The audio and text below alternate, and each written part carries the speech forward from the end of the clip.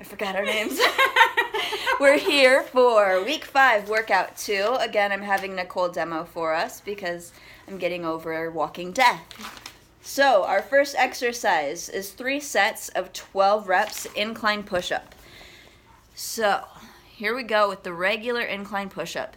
She has her hands underneath her shoulders, back straight, core tight, bringing her chest all the way to the bench and pressing up. Go ahead and drop to your knees and show us the knee option.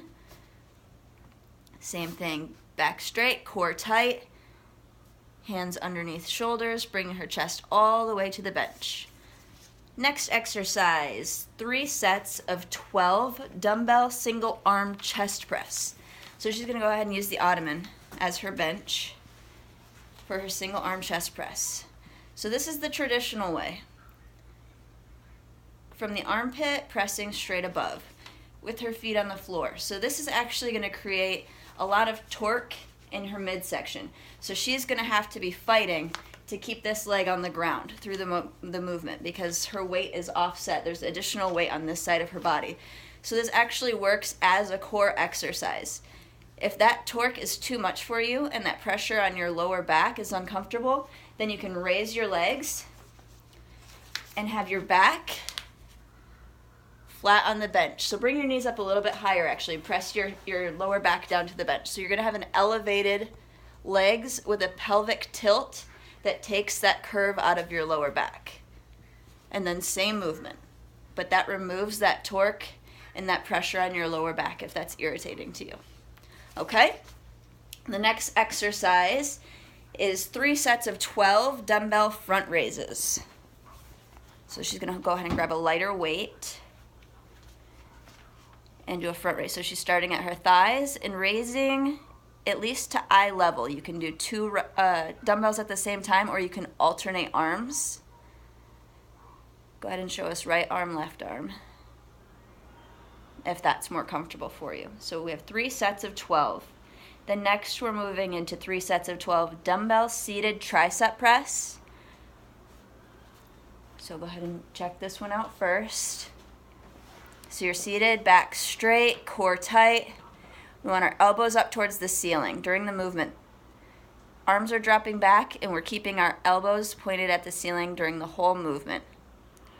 If that feels weird on your shoulder, if you have a lot of clicking, if you feel a lot of pressure, any sort of pain or impingement, then I'm going to go ahead and have you lay down to have your shoulders stabilized by the ground. And you're going to do the same movement. Elbows stay pointed at the ceiling. Dumbbells go up and down right here. All right, we're going back to the incline push-ups. Another set, 3 sets of 12 reps.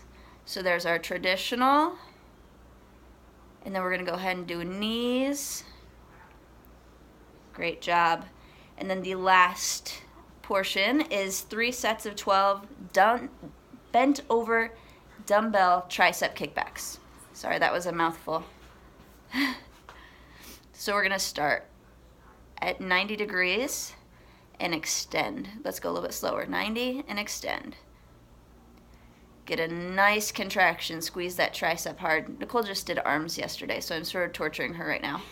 Sorry. I am so sore, everybody.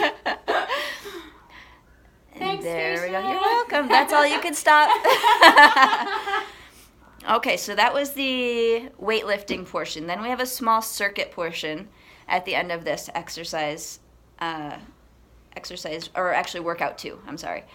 The first exercise is going to be 5 dumbbell thrusters.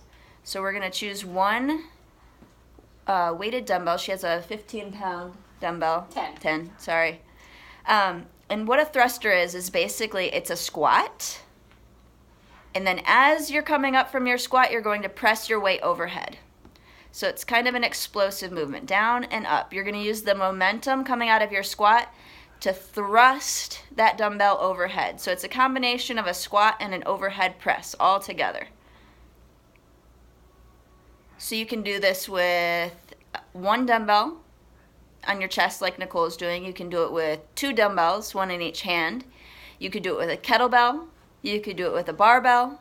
You could do it with a sandbag. You could do it with your bands. Whatever you choose to use. We have 5 reps. Next, 10 step up and overs. And if you would like to make them a little more difficult, you're going to add in a knee drive. And you could add weight if you chose to do that also. So up and over. Go slower. Drive that knee hard. So we're going up, driving that knee, squeezing the core. Driving that knee to your nose, squeezing the core. Good job. 10 reps. So that'll be 10 per leg. And then last, we have 15 jumping jacks. Again, like yesterday, you can do traditional jumping jacks, or we can do the modified jumping jacks without the jump, where we're going side to side, or you can do high knees with the arm movement. Keep the jumping jack arm movement. Yeah, you're so coordinated. Okay, so 5, 10, 15, and you're going through that 3 times. Again, with this one, if you wanted to make it more difficult with this step up and over, so you could have a dumbbell in each hand. You could keep those in your hand for the jumping jacks. Ooh. Ooh. Ooh. Let's go for 5s. There we go. So you could do the jumping jacks with your weights also. All right, that's all for today. Bye-bye.